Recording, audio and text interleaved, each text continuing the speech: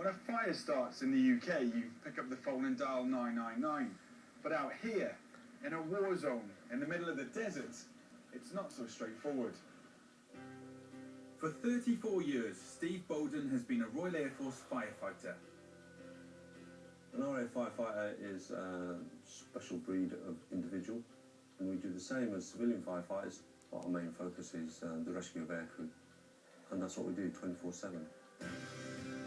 Formed after the Second World War in 1945, RAF firefighters have been saving lives around the world. And out in Afghanistan, they work closely with our American allies. It is a case of helping each other out because there is only them and there is only us, and that's it. There's no 999, nobody's going to come screaming around the corner in a big red lorry. In April 2010, Steve was based in Camp Bastion when a call came through which would test his nerve and skill to the limit.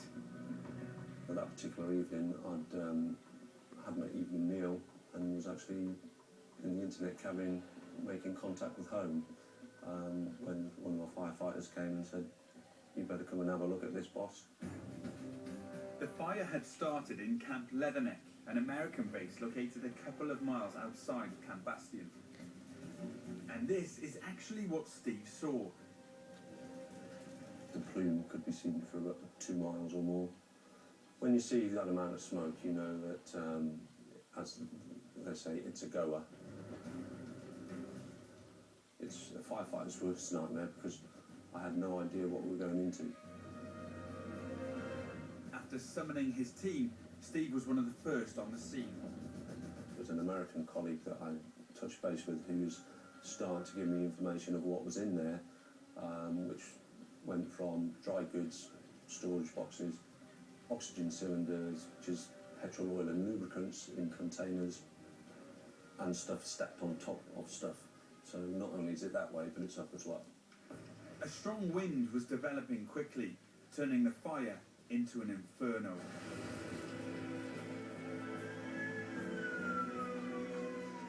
It was big league, without a shadow of a doubt. The wind carried it on, and then it was just setting fire to everything all the way along the line. The harsh conditions that time of year don't help because the sun, the climate, the wind dries everything out. Fabrics, wood, you know, it was all tinderbox dry. Soon after arriving, they faced a major problem when the water supply ran out. It was not the best time of my life, trying to get a grip of a fire, and you've got nothing to do. It's so frustrating. The danger was mounting as the fire was raging out of control. Because by then, people were coming up and tapping me on the shoulder and said, "Oh, by the way, we've got this in there as well. Oh, and you might like to know that there's a big fuel farm there as well." And actually, there's a little fuel farm here. So all this is all going on whilst you're standing there with no water.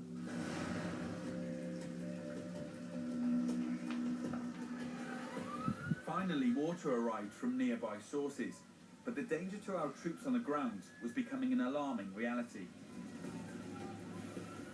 We had to make sure people were getting away for their own safety because it was becoming blatantly obvious that there's a lot of stuff in there that was very dangerous.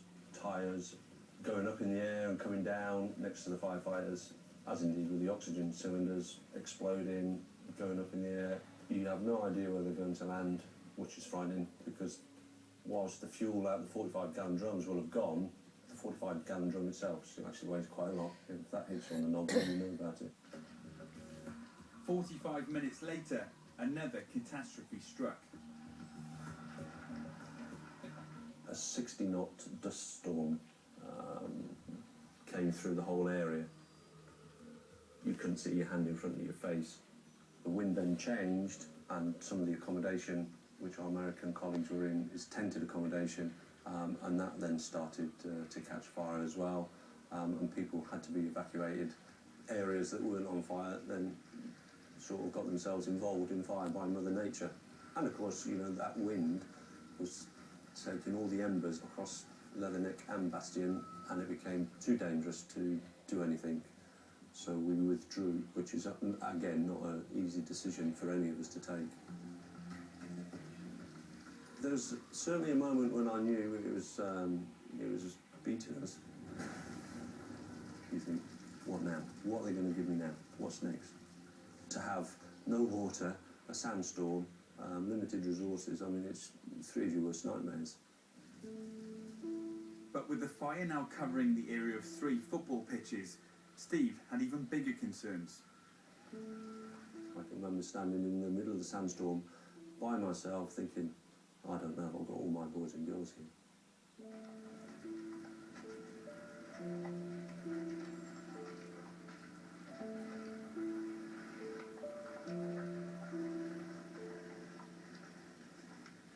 We actually really got a control of it, I guess, about 11:30, midnight. It's still going like a good one. It's still raging, but we've got it where we want it. And you just can't imagine it. Just couldn't imagine that 16 hours we were here fighting this fire. Against all odds, Steve, his 38 RAF firefighters and their American colleagues tackled the blaze without a single loss of life. The teamwork between not only my own firefighters, but the United States Marine firefighters, it's outstanding. We don't see it as a them and us, it's us. And that's what enabled us to win that fight. Wherever you are in the world, whatever nationality, whatever, you're a firefighter is a firefighter, and I'm just one of them. In the clear light of day, the extent of the devastation was obvious. And the actions of Steve and his team didn't go unnoticed by the General of the American Marine Corps. We could have had catastrophic loss of life. Catastrophic loss of life. Because of the way you fought that fire, we lost nobody. I can buy new things, but I can't buy new people. There's no doubt the courageous efforts of Steve and his team saved countless lives that evening. I've been an RAF firefighter for some 34 years now, and the fire at Camp Leatherneck was certainly the biggest fire I've attended, and I believe it's the biggest fire that the Royal Air Force Fire Service has attended in its history. On returning home, Steve was awarded the Queen's Gallantry Medal.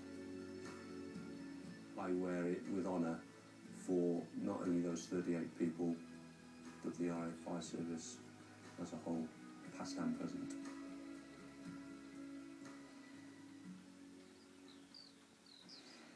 During the Second World War,